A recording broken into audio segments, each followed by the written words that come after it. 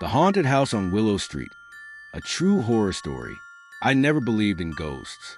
I always chalked up strange occurrences to imagination or coincidence. But that changed when I moved into the old Victorian house on Willow Street. It was a cold December evening when I first saw the house. My husband and I were looking for a new place to live, and we came across the listing. The price was surprisingly low for such a grand house, and although it looked a bit worn down, something about it seemed to call to me. The real estate agent, an older woman named Mrs. Taylor, gave us a tour of the house. It was beautiful but eerie, with dark wooden floors and peeling wallpaper. The high ceilings and long, narrow hallways gave the place a ghostly feel. Mrs. Taylor seemed eager to show us around, but quickly glossed over certain areas, like the attic and the basement. When I asked about them, she simply said, "They're a bit cramped, not much to see." When we asked about the house's history, she grew strangely quiet.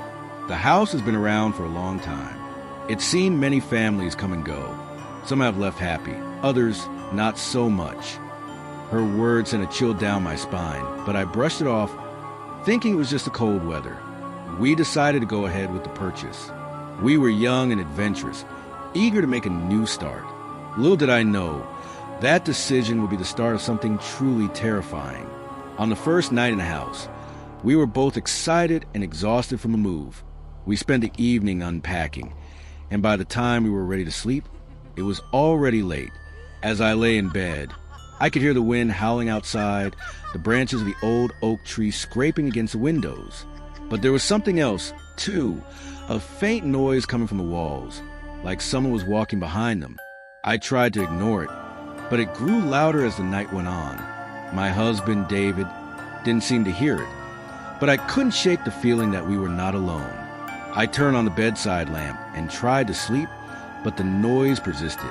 I finally decided to get up and check the house, half expecting to find a raccoon or some other animal that had gotten in. I walked through the dark, creaky hallways, but there was nothing. No animals, no sign of intrusion, just the unsettling silence of an old house. I returned to bed, feeling foolish but still uneasy. The noise continued, though faint but undeniable, until I finally fell into a restless sleep. The next morning, things took a darker turn. As I made my way to the kitchen, I noticed a strange smell, like rotting wood or damp earth. It was coming from the basement. I hesitated, but then decided to investigate. I grabbed a flashlight and headed down the narrow staircase that led to the basement. The basement was cold and damp, with wooden beams overhead. The smell was stronger here, and I shone the flashlight around the room, trying to find the source. As I looked around, my beam of light fell upon an old, dusty mirror that leaned against the far wall. The mirror was massive, and its frame was intricately carved with strange symbols I couldn't recognize. I approached it cautiously, drawn to it despite the sense of dread that gripped me. As I stood in front of the mirror, I felt something cold brush against my skin like a hand, but when I turned around, no one was there. My heart began to race, and I felt an overwhelming urge to leave the basement. I ran upstairs, shaking, and told David what I had found. He didn't seem as concerned, but I couldn't shake the feeling that something in that mirror was wrong.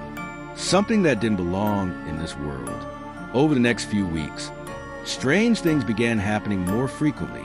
At night, the temperature in the house would drop inexplicably, even though the heating system was working fine. I would hear footsteps in the halls, but when I checked, the house was empty. Objects would move on their own, and I would find things in places I hadn't left them, like a book on the kitchen table that I had last seen in the living room. But the worst was the feeling of being watched. Every time I entered a room, I felt eyes on me, even when I was alone. One night, I woke up to the sound of whispering. It was faint but distinct. The whispers seemed to come from all around me, though I couldn't make out the words. I sat up in bed, heart pounding, and looked around the dark room. There was no one there. David, of course, never heard the whispers. He was a skeptic, dismissing my fears as the result of an overactive imagination. But things were getting worse.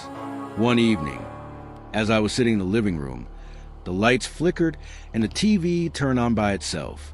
The screen was static, but I could hear faint voices coming from it.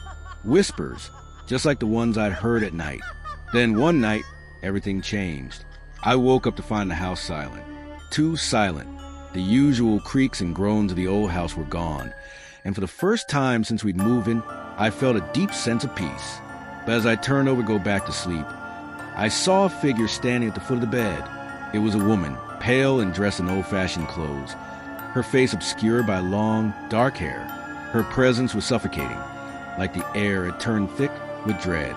She didn't move, didn't speak, but I could feel her staring at me, her cold, lifeless eyes burning into me. I screamed, but when I looked again, she was gone. The next morning, I insisted that we leave. David finally agreed, though he still couldn't explain what I had seen. We packed our things in a hurry, desperate to escape whatever haunted that house. As we left, I turned back one last time and saw the woman stand in the window, staring out at us. We never returned to that house. I don't know who she was or what she wanted, but I knew one thing for sure. Whatever was in that house was not of this world. It was something dark, something ancient, something that would never let go. And I will never forget the feeling of her cold eyes watching me. No matter where I go,